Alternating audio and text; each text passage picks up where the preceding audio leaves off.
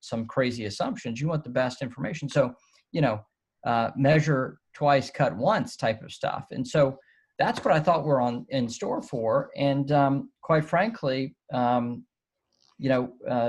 Speaker Pelosi's ask was for over $3 trillion. Most economists thought this should be somewhere about $1 trillion.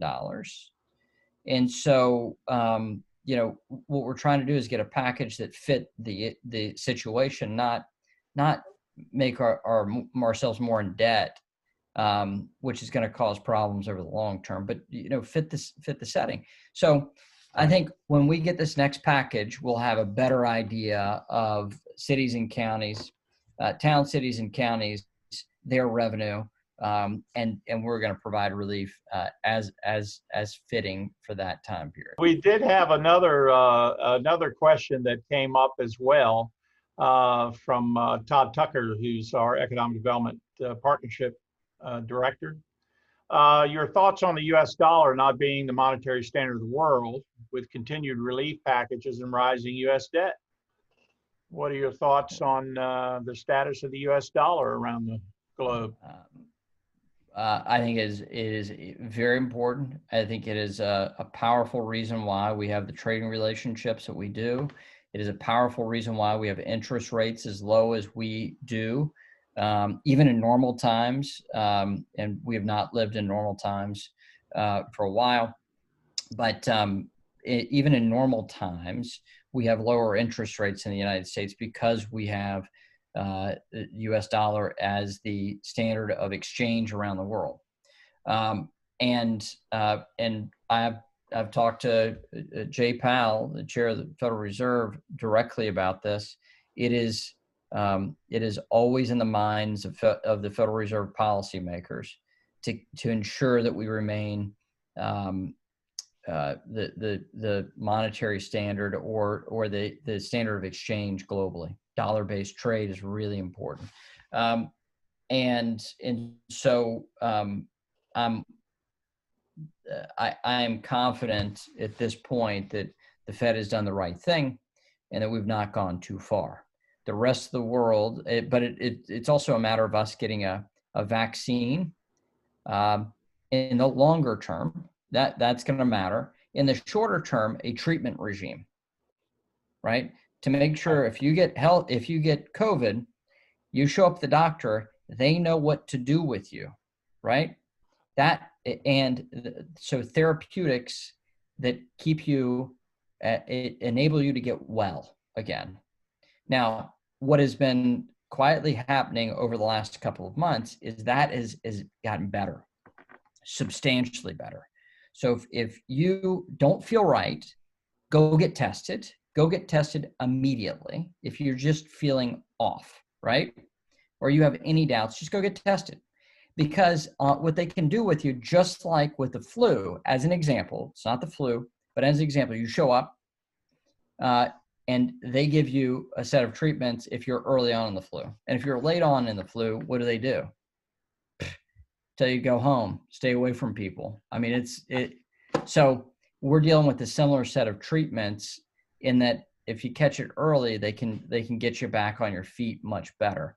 And it's a whole mix of things. It's not really what's been publicly talked about, but I think that's going to impact us, and because that's going to impact our economy, right? Our ability to get back to work, Todd.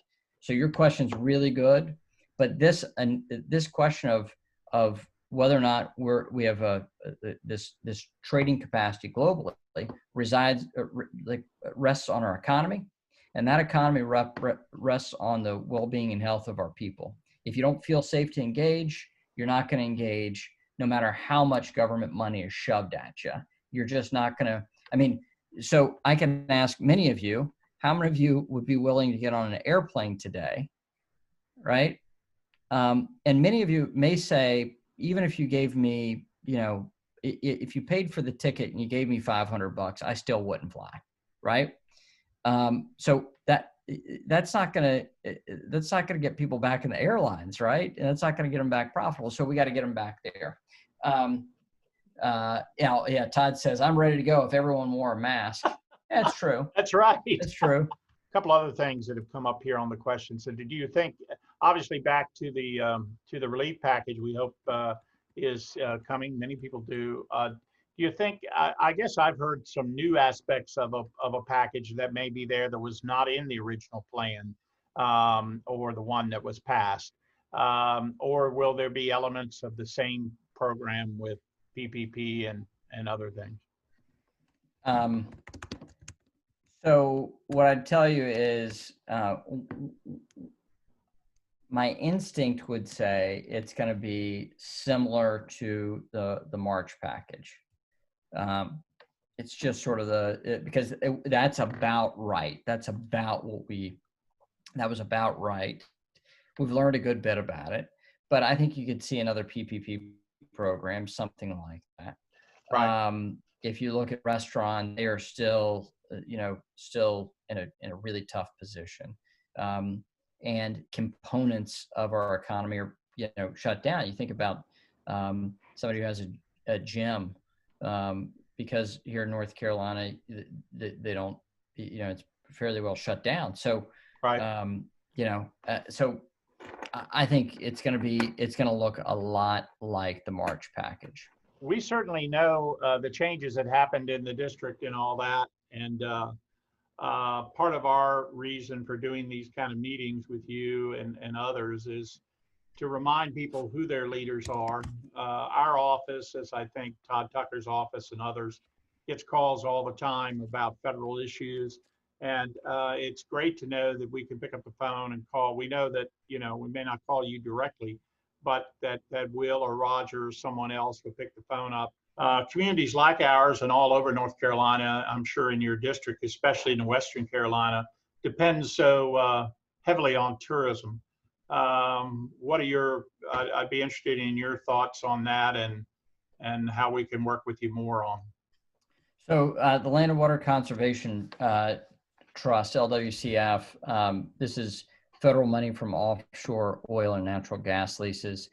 Those profits, our share as federal taxpayers, come back to us through the Land and Water Conservation Trust. I've been a leader on getting that reauthorized and permanently reauthorized. We just had a bipartisan bill signed into law in July called the Great Outdoors Act, which enhances some of those monies to come back to preserve open areas and for maintenance of those areas. And so I've worked very, very hard on that set of issues. In my old district, which went to Asheville, tourism was a important issue. And for a similar set of reasons. People want to go and participate not just in the town, but also the beauty around the county. And so my original congressional district, they've redrawn these things so many times, incorporated a chunk of the Blue Ridge Parkway south to what of Virginia Fox's district, and again, maintenance of the Park Service, as well as what the state does. That combination really mattered for my original district. So I'm familiar with this. The best thing I can do is ensure those monies come back. One, two, make sure that we have good infrastructure.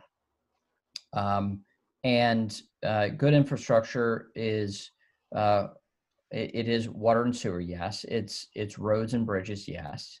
It is also high-speed connectivity. And we want to make sure all those things, modern infrastructure, are really pushed. And so a big component of that is a small set of policy, but a large amount of money from the federal level. And that's what I've focused on. So that's what I would offer. And if there's specific things I can be of support and help on, please, we're all ears. We want to be helpful in every way we possibly can.